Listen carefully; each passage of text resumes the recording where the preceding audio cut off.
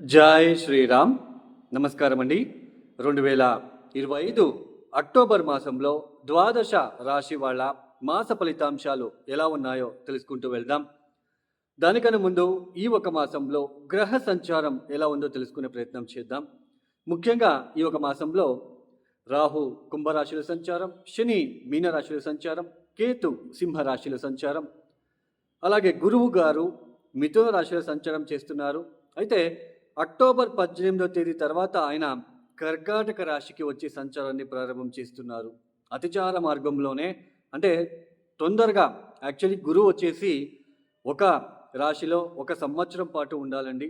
అలాంటిది గురువు అతిచారంగా, అంటే తొందరగా నెక్స్ట్ హౌస్కి రావడం అనేది జరుగుతున్నది ఈ 1 సంవత్సరంలో.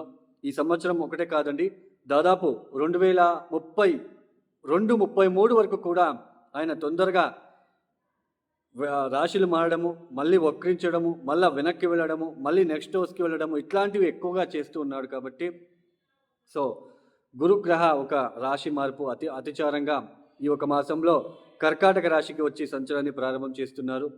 ఇక సూర్యుడు అక్టోబర్ 17 వరకు కన్యా రాశిలో సంచారం, తదుపరి తులారాశికి వచ్చి సంచారాన్ని ప్రారంభం చేస్తున్నారు. ఇక బుధుడు అక్టోబర్ 3వ తేదీ వరకు ఆయన కన్యా రాశిలో, తదుపరి తులారాశిలో వచ్చే సంచారం. అక్టోబర్ 24వ తేదీ వరకు మాత్రమే తులారాశిలో బుధుడు సంచారం, తదుపరి వృశ్చిక రాశిలో వచ్చే సంచారాన్ని ప్రారంభం చేస్తున్నారు.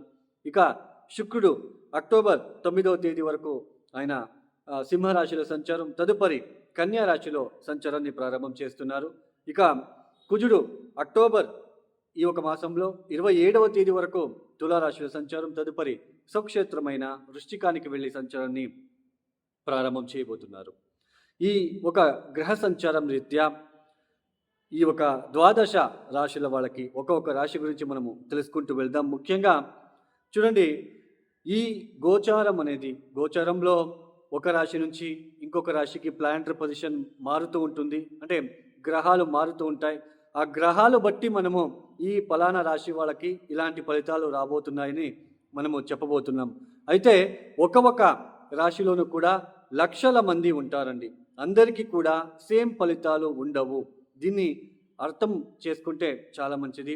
ఎందుకంటే వాళ్ళ స్వజాతకం అని ఉంటుంది, అంటే వైయక్తిక జాతకంలో దశాభుక్తి ఏం జరుగుతుందో దానికి సంబంధించిన ఫలితాలు ఎక్కువగా ఉంటాయి. ఇది ఎంతమంది అర్థం చేసుకుంటారో తెలీదు, బట్ ఇది ఫ్యాక్ట్ అండి. ఓన్లీ గోచారంలో రాశి ఫలితాలు ఫలానా రాశికి బాగుంది, ఫలానా రాశికి గురుబలం అనగానే లైక్ మనకంతా మంచి జరుగుతుంది, గురుబలం వచ్చేసింది. గురుబలం అంటే 1 సంవత్సరం ఉంటుంది అంతే. మిగతా అంతా కూడా మన టోటల్ లైఫ్ స్పాన్ వచ్చేసి మన జాతకరీత్యా ఉన్న దశాభుక్తులు, ఏదైనా దోషాలున్నా లేదా దశాభుక్తులు, అది చాలా ఇంపార్టెంట్ అండి. ఇప్పుడు గురుబలం అని చెప్తాం, ఈ గురుబలం వచ్చిన వెంటనే అంతా మంచి జరుగుతుంది, అంతా అయిపోతుంది, మన లైఫే సెటిల్ అయిపోతుంది అని అనుకుంటూ ఉంటారు. అది గురుబలం అంటే చూడండి, అంటే ఈ ఒక ఎండాకాలంలో వర్షం వచ్చినట్టుగా ఉంటుంది. దశాభుక్తి కనుక బాగాలేకపోతే గురుబలం మీకు వచ్చి ఉంది, ఈ దశాభుక్తి మీ జాతకరీత్యా దశాభుక్తి బాగోలేదు, మీకు గురుబలం వచ్చింది. గురుబలం అప్పుడు ఎలా పనిచేస్తుంది? ఎండాకాలంలో సమ్మర్ సీజన్లో వర్షం వచ్చినట్టుగా ఉంటుంది, అంటే ఎక్కువ ఉపయోగానికి రాదు, ఏదో కొద్దిగా హెల్ప్ అవుతుంది, కొద్దిగా మంచిగా ఉంటుంది, పాజిటివ్ మైండ్ వస్తుంది, ఇవన్నీ జరుగుతాయి. టోటల్ హోల్ మొత్తం జీవితంలో ఇలా జరగదు.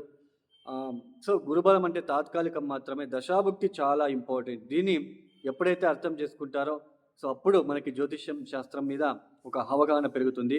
ఇక ఒక రాశి గురించి తెలుసుకుంటూ వెళ్దాం. 2025 అక్టోబర్ మాసంలో మేష రాశి వాళ్ళకి ఎలాంటి ఫలితాలు రాబోతున్నాయో తెలుసుకుందాం. ఈ ఒక మాసంలో ఈ మేష రాశి వాళ్ళకి శుభాశుభ మిశ్ర ఫలితాలే గోచరిస్తూ ఉన్నాయండి. కాస్త మిశ్రమ కాలమనే చెప్పుకోవచ్చు. పూర్తిగా చెడు ఫలితాలు కూడా ఉండవు, అలాని పూర్తిగా మంచి కూడా జరగదు.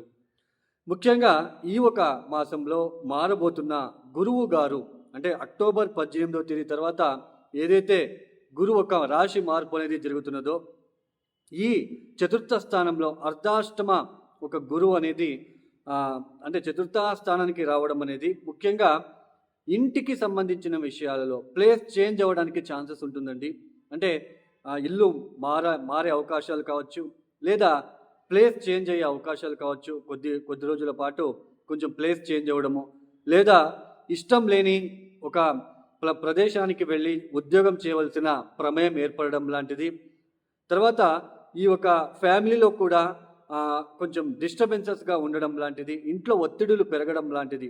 అంటే వ్యయాధిపతి నవమాధిపతి అయిన గురువు ఉచ్చస్థానంలో చతుర్థ స్థానంలో ఉన్నప్పటికీ అర్ధాష్టమ గురుబలం ఉండదు.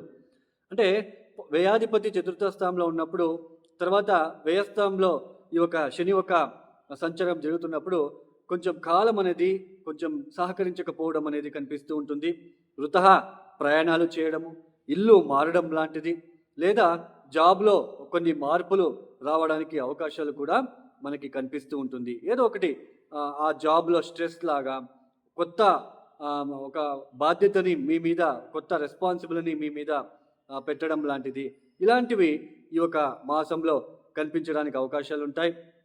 అలానే గర్భిణీ స్త్రీలకు కూడా కొంచెం ఆరోగ్యరీత్యా ఇబ్బందులు ఎదుర్కొనే సూచనలు, ప్రేమికులకి చాలా ఒత్తిడులు, ఇబ్బందులు తలెత్తే సూచనలు. తర్వాత ఇక్కడ ముఖ్యంగా స్త్రీల వలన కొంచెం డిస్టర్బెన్సెస్, కొంచెం మెంటలీ డిస్టర్బెన్సెస్ అవ్వడానికి ఇక్కడ అవకాశాలు ఉంటాయి. అలానే ఆర్థిక విషయాల్లో కూడా చాలా ఒత్తిడి ఎదుర్కోవాల్సిన ప్రమేయం ఉంటుంది. ముఖ్యంగా అక్టోబర్ 9వ తేదీ తర్వాత శుక్రుడి యొక్క మార్పు అనేది ద్వితీయాధిపతి 6వ స్థానంలో ఉండడం అనేది అనవసరమైన కలహాలు కావచ్చు, కుటుంబరీత్యా అనవసరంగా ఖర్చులు పెరగడం లాంటిది. తర్వాత నేను చెప్పాను కదా, మీరు గృహ మార్పిడి, దాంట్లో ఖర్చులు ఎక్కువ అవుతూ ఉంటాయి. కొన్నిసార్లు అప్పులు చేయవలసిన ప్రమేయం కూడా ఏర్పడడానికి అవకాశాలు ఉంటాయి. ఇలా కొంచెం డిస్టర్బెన్సెస్గా ఈ మేషరాశి వాళ్ళకి ఉండబోతుంది అని చెప్పుకోవచ్చు.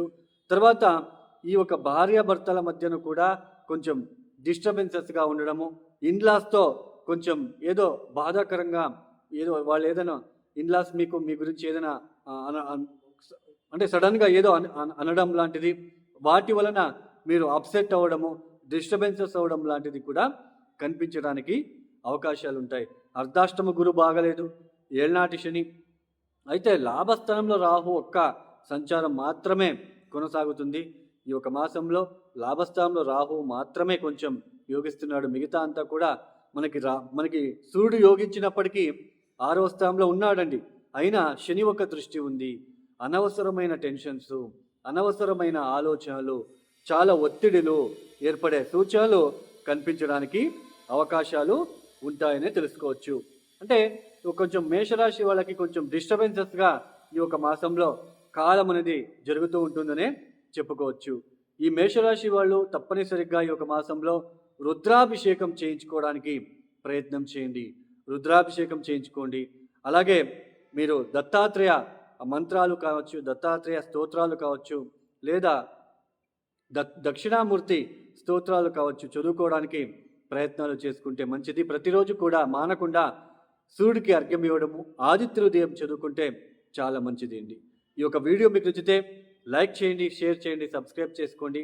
అలానే ఎవరికైతే ఆస్ట్రాలజీ కన్సల్టేషన్ కావాలనుకున్న వాళ్ళు డిస్ప్లే అవుతున్న నంబర్కి నేరుగా కాల్ చేయండి. ప్రాబ్లమ్స్ చెప్పుకోరాదు. సో మీ ప్రాబ్లమ్స్ మీరే జ్యోతిష్యుల దగ్గర చెప్పేస్తే అక్కడ ఇంకా ఏమీ ఉండదు జ్యోతిష్యులు చెప్పడానికి. మేము చెప్పాలి మీకు ఇలాంటి ప్రాబ్లము, ఇలాంటి విషయాల్లో ఇబ్బందులు పడుతున్నారు, దశా పీరియడ్ ఇలా ఉంటుంది, ఇంకా కొద్ది రోజులు ఆ నెగిటివ్ కర్మ మీరు ఫేస్ చేయాలి. సో ఇవన్నీ మీకు చెప్పిన తర్వాత పరిహారాలు చాలా సింపుల్గా ఉంటాయండి. మీరే కష్టపడి చేసుకోవాలి. అలాంటి పరిహారాలు మీకు చెప్పడం జరుగుతుంది. ఎవరికైనా కన్సల్టేషన్ కావాలనుకున్న వాళ్ళు సో డిస్ప్లే అవుతున్న నెంబర్కి నేరుగా కాల్ చేయండి. ఇక ఈ వీడియో మీకు నచ్చితే లైక్ చేయండి, షేర్ చేయండి, సబ్స్క్రైబ్ చేసుకోండి. సర్వే జనం సుఖినో భవంతు. ధన్యవాదములు. జై శ్రీరామ్.